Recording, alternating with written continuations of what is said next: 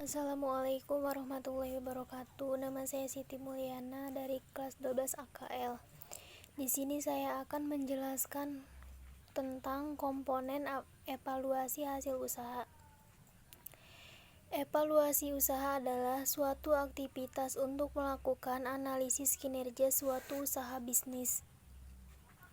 Evaluasi usaha prinsip dasar utamanya adalah membandingkan rencana usaha yang telah dibuat sebelum kegiatan dimulai dengan apa yang telah dicapai pada akhir masa produksi. Suatu usaha dikatakan berhasil apabila usaha tersebut dapat memenuhi kewajiban membayar bunga modal, alat-alat luar yang digunakan, upah tenaga kerja luar serta sarana produksi yang lain dan termasuk kewajiban pada pihak ketiga. 1. Tujuan evaluasi kelayakan usaha. Evaluasi kelayakan usaha merupakan suatu usaha untuk mengetahui sejauh mana tingkat keberhasilan pelaksanaan proyek. Apakah proyek tersebut berjalan sesuai rencana dan akan memberikan hasil seperti yang diharapkan. Terdapat beberapa kegunaan dari studi kelayakan yaitu 1. Memandu pemilik dana untuk mengoptimalkan penggunaan dana yang dimilikinya. 2. Memperkecil resiko kegagalan investasi dan bisa memperbesar peluang keberhasilan investasi yang bersangkutan. 2. Tahap-tahap evaluasi kelayakan usaha. Secara umum, studi kelayakan usaha akan mencakup beberapa aspek yaitu aspek pemasaran, aspek teknis, aspek finansial, aspek legal, dan aspek lingkungan. Dalam kenyataan, tidak semua aspek harus diteliti. Hanya aspek yang dibutuhkan saja yang perlu dianalisis lebih lanjut.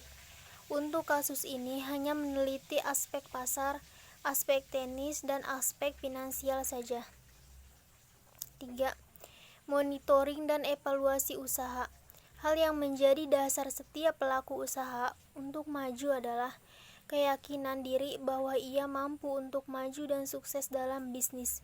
Jika cara berpikir ini cukup kuat, maka satu tiket untuk sukses sudah didapat. Langkah selanjutnya adalah melaksanakan dan belajar dengan melakukan learning atau learning by doing. 1. Analisa aspek pasar. Evaluasi aspek pasar sangat penting dilakukan karena tidak ada proyek bisnis yang berhasil tanpa adanya permintaan atas barang atau jasa yang dihasilkan oleh proyek tersebut. Pada dasarnya, analisis pasar bertujuan untuk mengetahui beberapa besar luas pasar, pertumbuhan permintaan dan pangsa pasar dari produk yang bersangkutan. A. Penentuan pasar. Pasar merupakan kumpulan seluruh pembeli aktual dan potensial dari suatu produk. Dalam penentuan pasar ada beberapa kriteria pasar yang harus diukur untuk mempermudah penentuan pasar sasaran yaitu A. Pasar potensial adalah sejumlah konsumen atau pelanggan yang mempunyai minat terhadap suatu penawaran pasar. B. Pasar tersedia adalah sekumpulan konsumen yang mempunyai minat, penghasilan, dan akses penawaran pasar tertentu. C. Pasar sasaran adalah bagian dari pasar yang memenuhi syarat dan juga bersedia untuk dimasuki perusahaan kita. B. Peramalan pemerintahan. Metode peramalan permintaan dibagi menjadi 3 kelompok yaitu 1.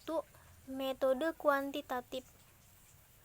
Metode yang menggunakan data kuantitatif untuk peramalan, yaitu metode rata dan metode eksponensial smoothing. 2. Metode kualitatif. Metode ini tidak menggunakan data berupa angka. Metode-metode yang digunakan yaitu metode eksploratory dan metode normatif. Metode eksploratory menggunakan asumsi titik asal pada saat ini dan masa lalu untuk proyeksi masa datang. Metode normatif bermula dari kondisi ideal dan melihat kemungkinan-kemungkinan dengan kondisi saat ini. 3. Peramalan tanpa data statistik. A. Peramalan analisis menurut sektor pemakai. B. Memperhatikan faktor-faktor politik. C. Evaluasi akhir ukuran pasar. 2. Analisis aspek teknis. Analisis aspek teknis antara lain menentukan jenis teknologi yang paling sesuai dengan kebutuhan usaha yang dikaji. 3. Analisis aspek finansial. Analisis aspek finansial dipergunakan untuk mengetahui karakteristik finansial dari suatu perusahaan melalui data-data akuntansinya. Karena data-data finansial tersebut dapat ditentukan bagaimana prospeknya di masa depan. Aktiva tetap yang dipakai dalam suatu perusahaan dari waktu ke waktu kemampuan untuk menghasilkan barang atau jasa cenderung akan semakin menurun, baik secara fisik maupun fungsinya. Pentingnya evaluasi. Mengetahui posisi usaha Anda 50%, mengetahui kemajuan usaha Anda 24%, mengambil langkah perbaikan atau pengembangan usaha 16%, target usaha Anda selanjutnya 10%. 4. Metode evaluasi usaha. 1. Menggunakan daftar pertanyaan untuk menganalisis masalah, menggunakan laporan kinerja organisasi, menyusun flowchart untuk mengetahui kemungkinan-kemungkinan terjadi resiko pada masing-masing tahap, inspeksi langsung, melakukan interaksi intensif dengan unit-unit, mengadakan benchmarking dengan pihak luar untuk berbagi pengalaman, melakukan analisis terhadap bentuk-bentuk kerjasama, melakukan analisis lingkungan atau ansos. 5. Aspek evaluasi. Umum, strategi desain organisasi, operasional, pemasaran, SDM, operasi keuangan. 6. Level evaluasi. 1. Nasional adalah batas atau off-level besarnya masalah. 2. Sensitivitas adalah kepekaan variabel target akibat pergerakan variabel yang ada berkolerasi. 3. Volatilitas adalah variasi atau naik turunnya variabel target. 4. Penyimpanan bawah. 5. Adalah penyimpangan negatif atau kasus terburuk dari variabel target. 7. Dalam melakukan evaluasi banyak istilah-istilah yang harus dipahami. 1. Produk total atau Y, yaitu jumlah produk per usaha dengan satuan per kilogram. 2. Harga produk atau P, yaitu harga produk per unit dengan satuan per rupiah atau per kilogram. Penerimaan atau nilai produksi atau R atau S, yaitu jumlah produksi dikalikan harga produk dengan satuan per rupiah. 4. Biaya variabel, yaitu biaya yang digunakan untuk membeli atau menyediakan bahan baku yang habis dalam satu kali produksi. 5. Biaya variabel per unit, yaitu total biaya variabel dibagi dengan total produksi dengan satuan per rupiah atau per kilogram. 6. Biaya tetap, yaitu biaya sewa lahan, pajak lahan, biaya bunga, penyusutan per usaha dengan satuan per rupiah. 7. Biaya total, yaitu jumlah biaya variabel dan biaya tetap per usaha dengan satuan per rupiah. 8. Pendapatan, yaitu selisih antara penerimaan dengan total biaya per usaha dengan satuan per rupiah. 9. Keuntungan, yaitu pendapatan dikurangi upah tenaga kerja keluarga dan bunga modal sendiri per usaha dengan satuan per rupiah untuk membuat sistem penilaian kinerja dalam praktek Anda. Ikuti 5 langkah. 1. Mengembangkan bentuk evaluasi. 2. Identifikasi pengukuran kinerja. 3. Set pedoman untuk umpan balik. 4. Buat disiplin dan pemutusan prosedur. 5. Atur jadwal evaluasi. Mengembangkan bentuk evaluasi. Evaluasi kinerja harus dilakukan secara adil, konsisten, dan objektif untuk melindungi kepentingan karyawan Anda dan untuk melindungi praktek Anda dari tanggung jawab hukum. Salah satu cara untuk memastikan konsistensi adalah dengan menggunakan formulir evaluasi standar untuk evaluasi masing-masing. Identifikasi pengukuran kinerja. Standar pengukuran kinerja.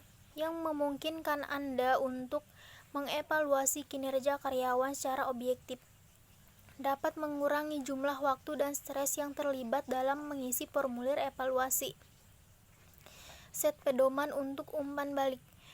Jadi sebelum menerapkan sistem evaluasi kinerja Anda, pastikan bahwa setiap orang yang akan melakukan evaluasi tahu apa umpan balik untuk memberikan, bagaimana memberi dan bagaimana mendapatkannya dari karyawan kembali. Disiplin dan pemutus prosedur. Dalam beberapa kasus, bahkan setelah evaluasi kinerja menyeluruh dan diskusi perbaikan yang diharapkan, seorang karyawan akan terus berkinerja buruk.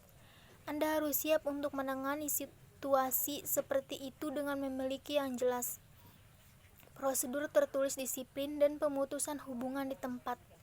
Atur jadwal evaluasi. Setelah Anda telah membangun sistem evaluasi kinerja Anda, formulir evaluasi, pengukuran kinerja, pedoman, umpan balik, dan prosedur disipliner, Anda hanya perlu memutuskan kapan untuk melakukan evaluasi kinerja. Hambatan dalam berwirausaha. Hambatan dan kesulitan memang selalu ada setiap kita hendak membuka usaha ataupun ketika usaha itu sudah berjalan. Hambatan dalam menjadi wirausaha bisa datang kapan saja. Artinya hambatan tersebut tidak bisa ditebak kapan akan datang. Hambatan biasanya datang karena adanya suatu objek yang dituju. Dan objek adalah usaha. Jadi dengan ini dapat dipahami usaha dan hambatan bisa dikatakan sebagai kesatuan yang tidak bisa dipisahkan. Realisasi pengembangan usaha. A. Pengembangan usaha yang sudah ada dapat dilakukan dengan beberapa cara. 1. Usaha yang sudah ada, produk yang ditawarkan bukan produk lama, tetapi produk baru atau produk yang sudah diperbarui menyangkut kualitas, model, desain, dan manfaat produk yang diminati dan disenangi oleh konsumen. 2. Strategi diversifikasi produk. Wirausaha harus membuat produk baru yang berbeda dengan yang sudah ada agar diminati konsumen. 3. Strategi penetrasi pasar. Dengan menjual jenis produk lama dalam jumlah yang lebih besar ke pasar lama. 4. Strategi manajemen usaha. Suatu transisi pengambilan keputusan manajerial dalam merealisasikan pengembangan usaha. 5. Strategi menyisihkan uang dengan cara memanfaatkan dana-dana penyusutan, menyisihkan laba yang diperoleh, penjualan aktiva yang tidak terpakai, penjualan produk secara kontan atau diskon. B. Membeli perusahaan lain. Hal yang perlu diperhatikan, memeriksa kondisi fasilitas, peralatan mesin-mesin, dan badan hukumnya, memeriksa semua dokumen-dokumennya. Menyelidiki apa yang menyebabkan pemilik perusahaan lama menjualnya, menyelidiki bagaimana jalannya usaha perusahaan pada tahun-tahun terakhir, menyelidiki dan menghubungi para relasi usahanya terutama yang menyangkut perbekalan dan pemasarannya. C. Strategi atau suksesi. Alih generasi penerus perusahaan biasanya diambil dari anggota keluarga atau teman, bahkan dari karyawan yang paling setia, prestatif, semangat potensial, dan mampu mengembangkan usaha. Ada dua hal yang harus diperhatikan wirausaha dalam mengembangkan strategi alih generasi, yaitu mendidik kader pemimpin yang potensial, berbakat, pintar, prestatif, aktif, inisiatif, dan produktif guna merealisasikan pengembangan usaha.